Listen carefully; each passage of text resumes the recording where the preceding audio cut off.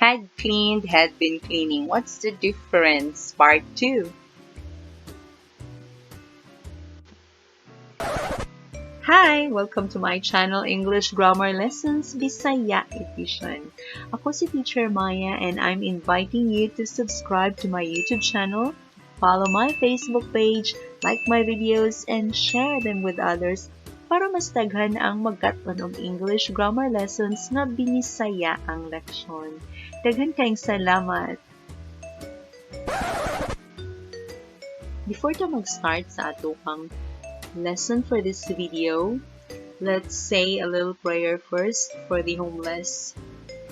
Please pray with me. Dear God, we thank you for the roof over our heads. But we have brothers and sisters in the streets without shelter in this trying time. Please protect them from the disease. We pray that you will provide angels in this world to help them out during this crisis too. In Jesus' name we pray. Amen. So, unsa man gyud ang kalahian aning had cleaned ug had been cleaning? Atong pikion dili with Bisaya nga explanation. What's the difference? Lain-lain sila og porma, ug mao na atong gihisgutan sa part 1 nga video. If wala pa mo nakakita adto, it's better nga mo tan-aw sa mga to para mahibaw-an ninyo kung unsa ang lain-lain nila nga porma para karong part 2 na maghisgot ta sa lahi-lahi nga meaning, mas dali na lang kay kahibawan na taon sa structure. Ang sitwasyon na lang kung kano sa sila gamiton. So, ang ikaduha nila nga kalahian naa sa meaning. Kung saan sila paggamit, kanus ang sitwasyon sila haom gamiton. Pareha aning si Teresa had cleaned the room when I arrived. Ang pasabot ana, humana nang hinlo si Teresa pag-abot na ko. Kunya sa past na siya nahitabo. Kani pong ikaduha, Teresa had been cleaning the room for some time when she found some money. Pasabot yan nga, ang ikaduhang aksyon nga, taog kwarta, wala rin siya nahitabo pagkahuman ni Teresa og panghinlo. Nahitabo na siya, samtang gahilog si Teresa. Kaya imo lang ipasabot diri nga, taod-taod na nang hinlo si Teresa. O, before siya nahuman, nakakita siya og kwarta. Sige, atong tukiwan ang tagsa-tagsa nila ka-diferensya sa meaning. Sa past perfect simple, gamiton siya kung imuhang ipasabot nga adunay butang nga nahumana before na ilaing nahitabo sa past sa mga nangagi na. Pareha ko diyan nang moingon ka nga, dito ko sa inyo gahapon pero pag-abot na ako, nakalakaw na ka. Katong nakalakaw na ka, moto siya ang past perfect situation. Nga simple ang forma. Kung imo itong i-reason, sige, matanaw tag mga examples. At 7, Claire took her breakfast. At 8, Claire left the house. Duha ka pang hitabo sa past. Alas 7 na mahaw, alas 8 nilakaw. Asa man ang nag-una? Ang pumahaw. Asa man ang nisunod? Ang paglakaw. So, kung imong i-emphasize nga ang kaning usa ka panghitabo nag-una ni, yan nahuman na siya before na ay laing nahitabo, mugamit ka og past perfect simple. So, pwede ka maingon og Claire had taken her breakfast before she left the house. Pasabot, namahaw na to si Claire pag-o siya nilakaw. So, nahuman siya pamahaw, and then nilakaw na dayon siya. Manong dili naman lang pwede og kanong puro ra sila simple past. Pwede good ka moingon og Claire took her breakfast and then she left the house. Narrative lang kayo ang forma niya. Pwede pud nga imong isaksak sinagpol dili misunod. Kaya para mahibaw-an nato kung kinsa ang nag-una ana, mo nang gamitan nato og past perfect simple. So, muna si had taken. Kung tanawon lang yung example. Claire went to your house but you had gone to the mall. Mo na kung ngayon dito sa inyo kagahapon. Pero pag abot na ko kayo, nakalakaw na ka.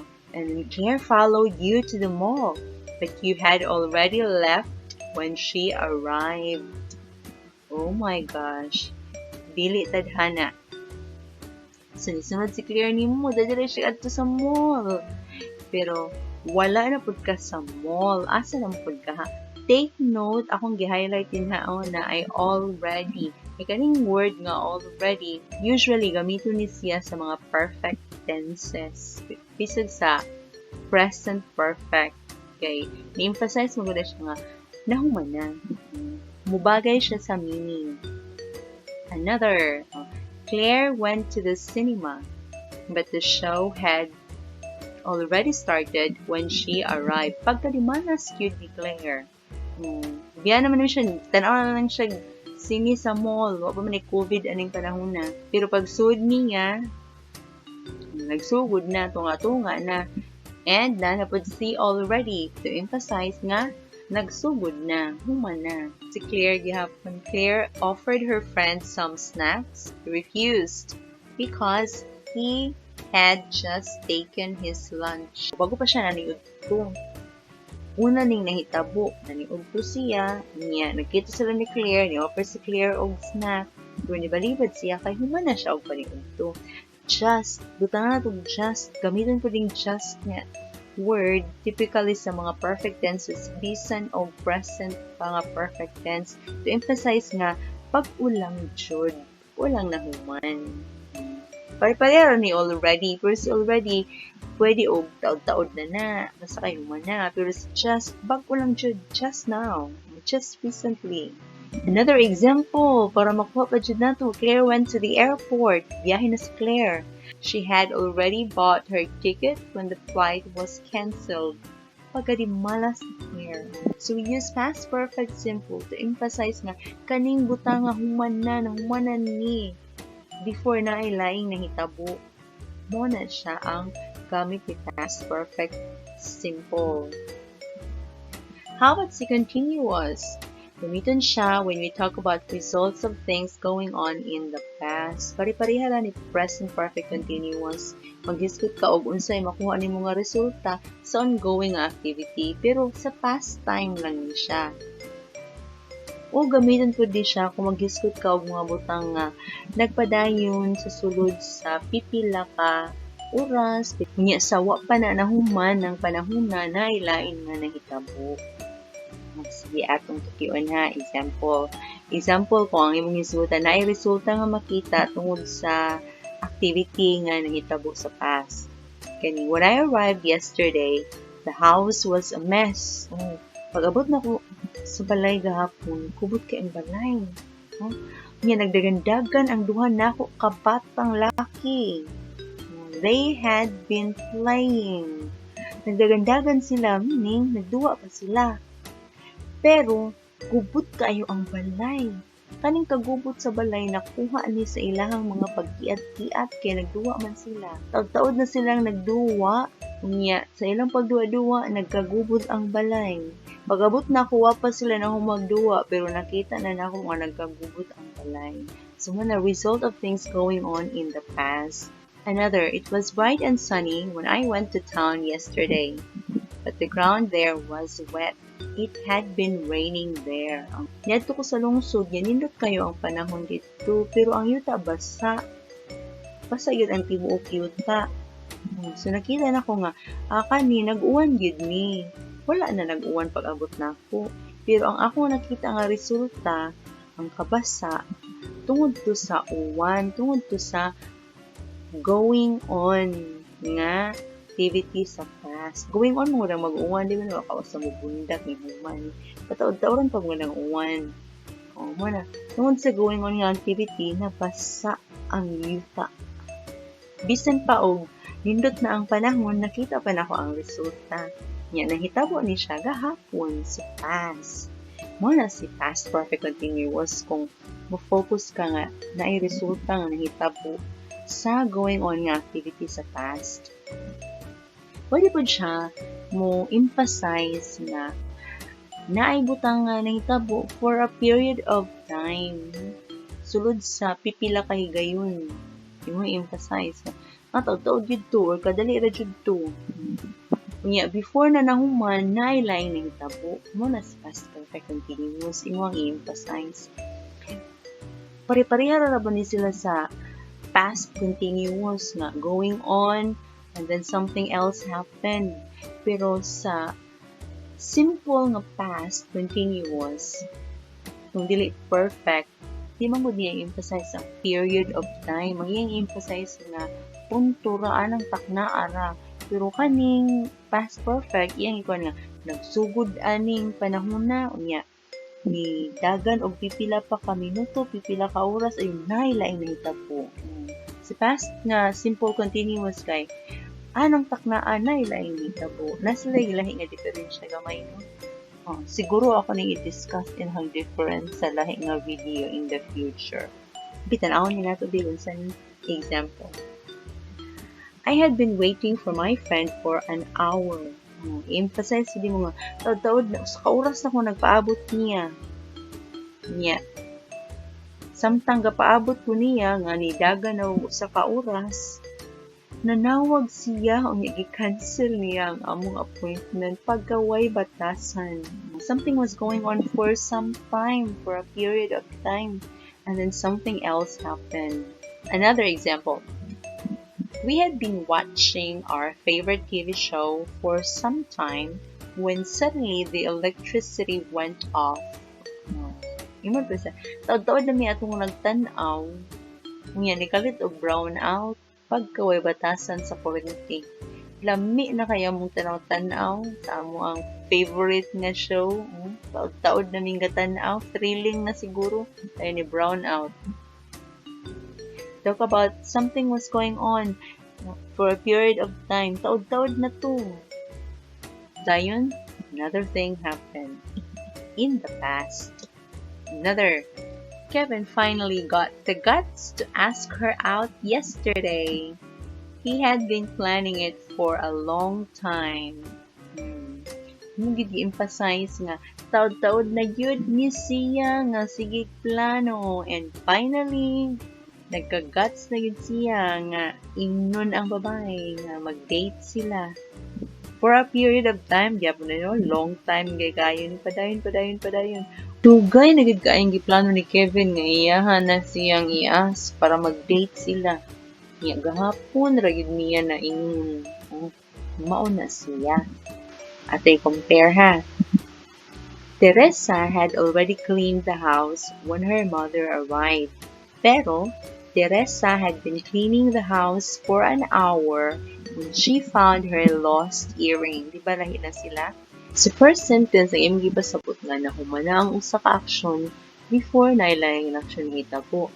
Second sentence, wala ka nag-focus kung nahumana na ba ni siya ang action. Basta kay imong pasabot nga taod-taod na ni siya nga gibuhat dito sa past before nailayang nahitabo. Probably nahumana pud ni siya og hinlo. Then sa kauras niya ng hinlo, niya na nakitaan, niya mo siya pagkahuman siya sa pagpanghinlo, o wala ba siya na maghinlo, basta kay taas-taas, taod-taod na siya nga naghinlo. Another, I had already eaten when he offered to give me free lunch. Mananong kong kaon niya na yung free lunch, sayang kayo no? Pero ang ikaduha, hindi ba sabot na, taod-taod na ka nga nagkaon, before ni mo na-realize na nabilin rin mong pitaka. So, depende ra sa emphasis niya. Ang first, na-emphasize na humana ka before na ilang hitabo. Ang ikaduha, emphasize nga taod-taod or bag-o lang, basta kay period of time na nagpadayon tong usa ka panghitabo or action before na ilang hitabo. So, depende ra sa emphasis. Pero mga perfected yapon sila sa past. Another, he bought a car with the money he had stolen from the company. Ang iyang mga nakawat, muna siya kawat, pwede niya og sakyanan. Pero, kani ikaduha, result ni siya, giha siya. Kay he had been stealing money from the company for several years. Taod-taod na day siya nga sig pangawat, pila na katuig. So, let's see how much you have learned. Use the correct form of the verb in a past perfect simple or past perfect continuous. I didn't meet Karen yesterday. She blank. The verb is leave when I arrived.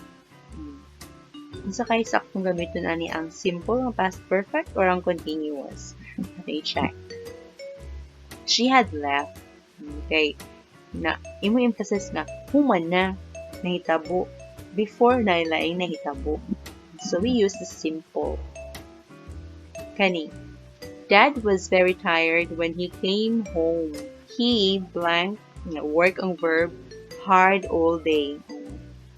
Period of time all day. So obviously had been working.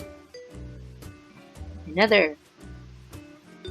We blank the verb is play softball for over an hour when it started to rain.